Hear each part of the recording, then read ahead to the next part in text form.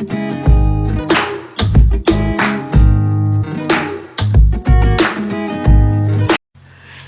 this food review is from Lay's.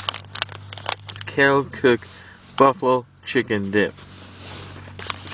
Let's see how many calories in it.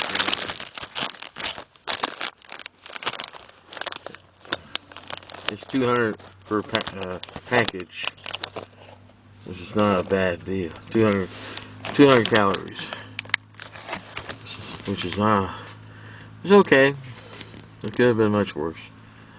I'm going to open it and see what I can find. Well, here's the chips. I'm going to grab one out and see what it looks like.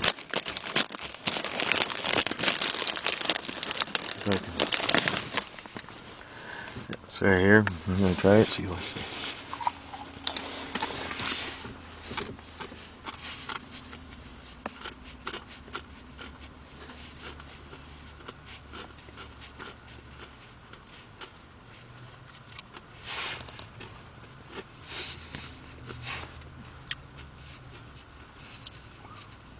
Very good.